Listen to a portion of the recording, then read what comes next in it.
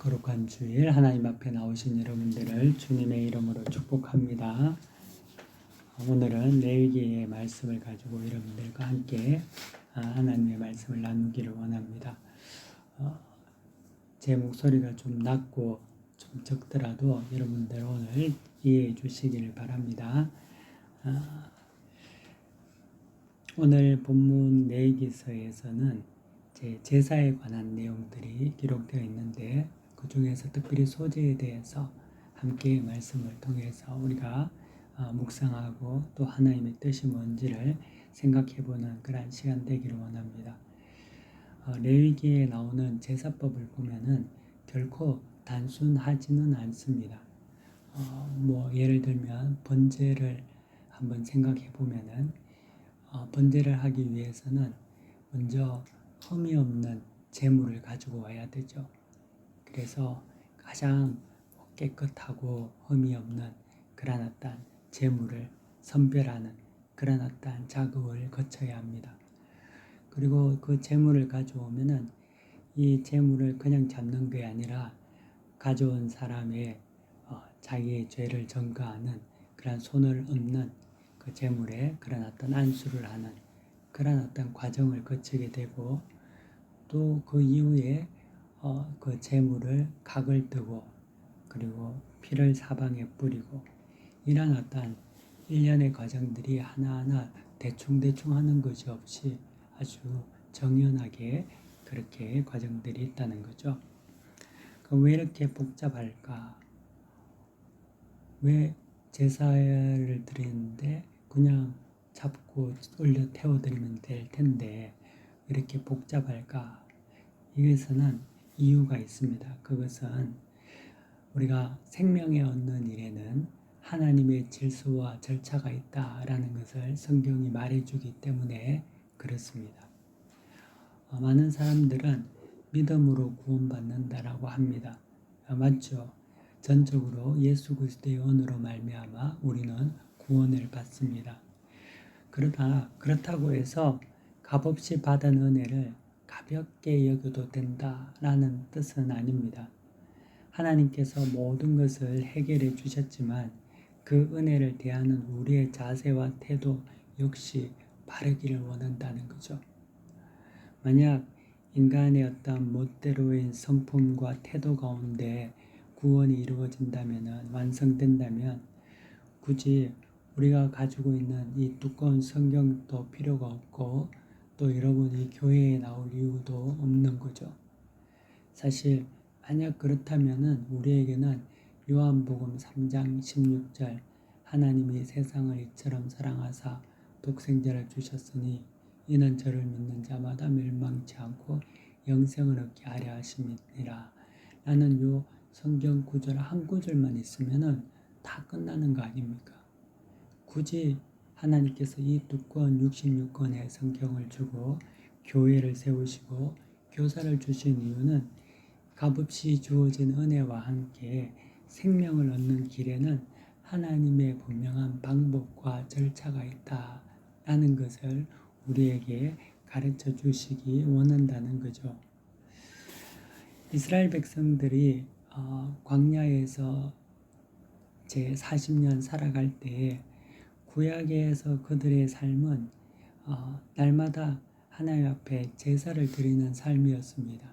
그래서 이 제사는 그냥 한 번, 두 번으로 끝나는 것이 아니라 아침, 점심, 저녁마다 날마다 제사가 드려졌습니다. 우리가 한번 상상해 보면 이스라엘 백성들이 광야에서 무엇을 했을까?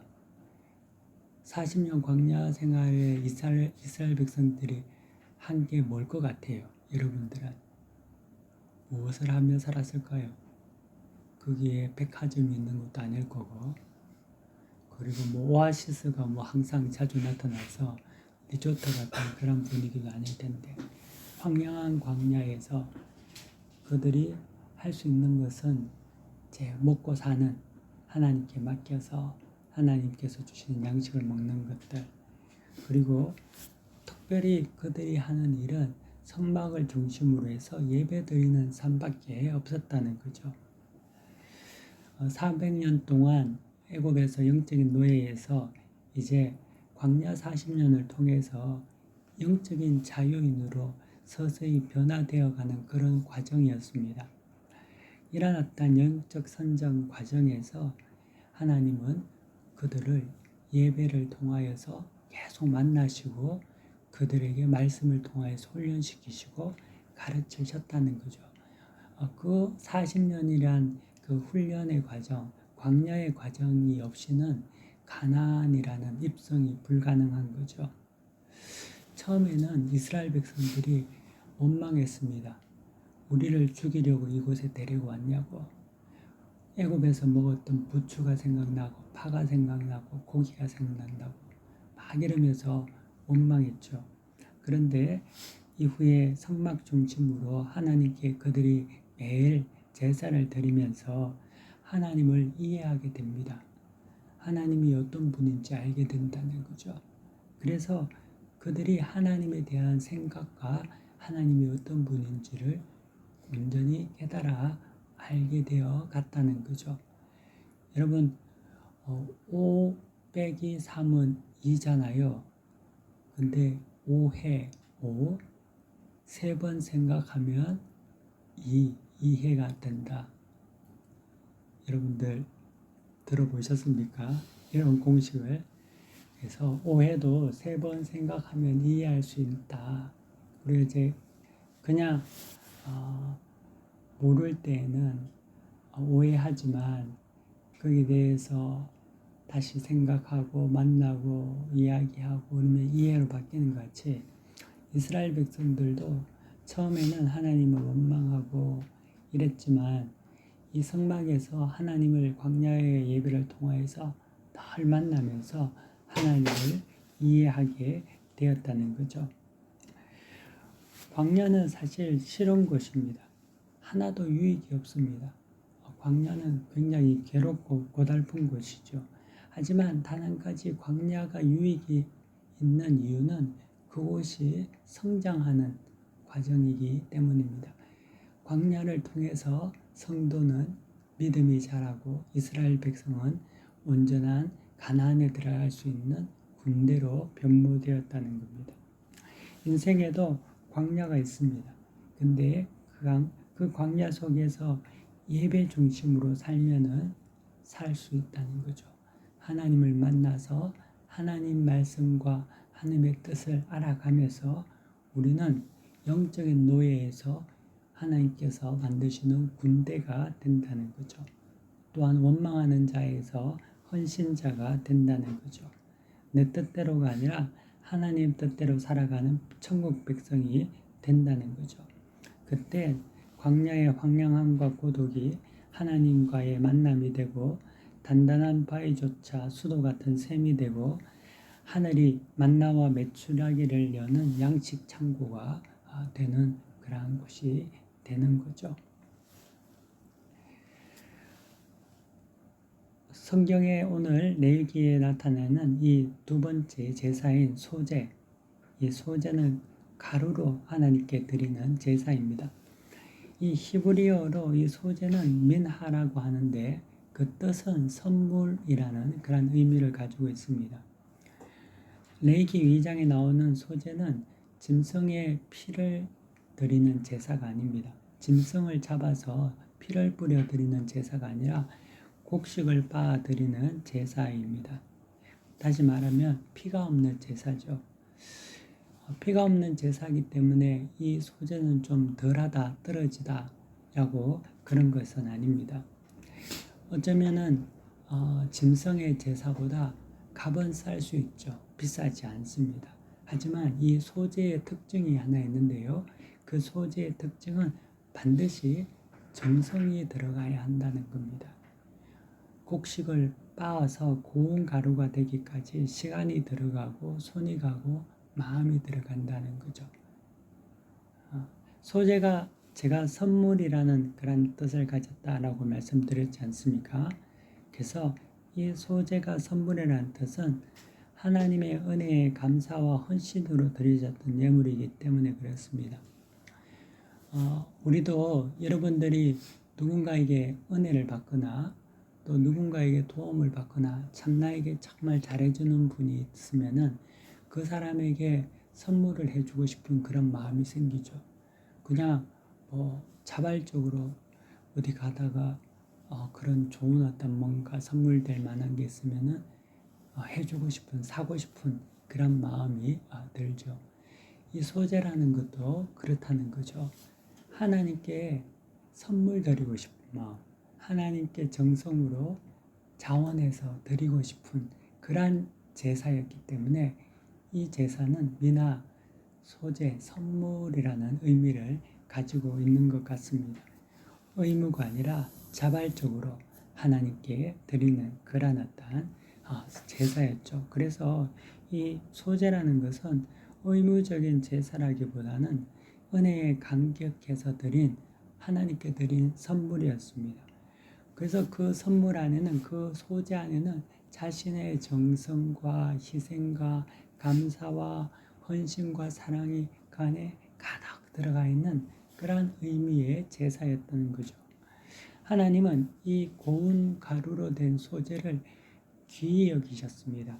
그래서 그 드리는 자의 마음과 헌신을 하나님께서 기뻐하셨기 때문에 그것을 오늘 성경에 보면 이 소재는 지극히 거룩한 것이다 라고 말하고 있는 거죠. 그리고 또 그 소재를 제사장의 목으로 돌렸다는 겁니다. 하나님은 고운 가루처럼 자원하여 헌신하는 삶과 예물을 기뻐하신다는 거죠. 이곳에 있는 여러분들이 하나님께 예배 드릴 때 여러분 마음속에 정말 하나님의 은혜에 감사하는 그런 헌신의 마음이 있어서 여러분들이 예배 드리는 그런 여러분들 되시기를, 소재와 같은 그런 여러분 되시기를 축원합니다. 성경에 보면은요, 이 소재에는 넣어야 할 것과 넣지 말아야 할 것이 이제 있는데요. 반드시 넣어야 할 것은 기름, 유향, 소금 이 세 가지가 들어가야 했습니다. 한번 우리 읽어보도록 하겠습니다. 1절 우리 다 같이 한번 읽겠습니다. 시작. 누구든지 소재의 예물을 고운 가루로 예물을 삼아 그 위에 기름을 붓고 또 그 위에 유향을 놓아. 아멘. 자, 그리고 13절 우리 한번 읽읍시다. 시작. 내 모든 소재물에 소금을 치라. 내 하나님의 언약의 소금을 내 소재에 빼지 못할지니 내 모든 예물에 소금을 드릴지니라. 아멘. 예, 반드시 소재에 넣어야 할 것이 있는데 그것은 기름과 유향과 소금 이 세 가지였습니다.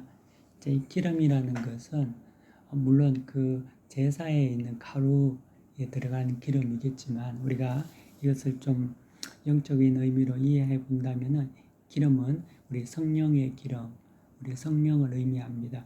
그래서 헌신이라는 것은 내 뜻대로 내 마음대로가 아니라 성령의 인도하심과 교회의 질서에 따라서 해야 한다라는 거고요. 유향은 우리가 아는 기도입니다.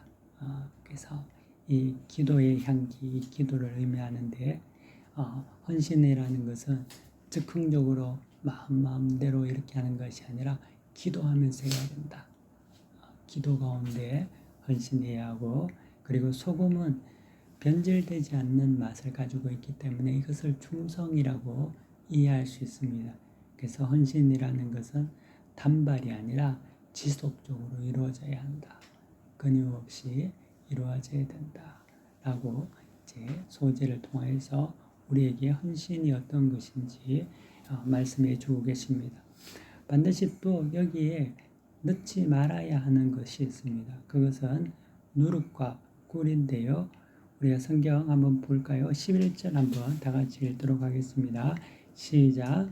너희가 여호와께 드리는 모든 소재물에는 누룩을 넣지 말지니 너희가 누룩이나 꿀을 여호와께 화제로 드려 사르지 못할지니라. 아멘. 예, 누룩과 꿀은 넣지 말라고 하는데요. 제 누룩은 부풀리는 것 그러잖아요. 그래서 제 헌신에는 부풀리거나 과장이나 가식이 없어야 한다. 자꾸만 이렇게 나타내고 가식적인 그러한 것들은 없어야 한다는 그러한 의미고요. 꿀은 우리가 먹으면 꿀이 되게 달콤한 거 아닙니까? 그래서 헌신에는 빛 좋은 게살구처럼 설탕 말림 같은 그러한 어떤 말과 행위, 그러한 어떤 표현 이런 것들이 제외되어야 한다는 거죠. 그래서 헌신은 있는 모습 그대로 고운 가루처럼 깎이고 빻아진 진실함과 담백함이 헌신의 모습이라는 거죠. 그 헌신을 하나님께서는 기뻐하십니다. 사랑하는 자그레바 한인교회 성도 여러분, 생명을 얻는 길에는 하나님께서 정하신 그런 어떤 방법과 절차가 있었습니다. 우리의 생각이나 우리의 방법이 아니라 하나님의 뜻이 있는 거죠. 하나님의 길이 있는 거죠.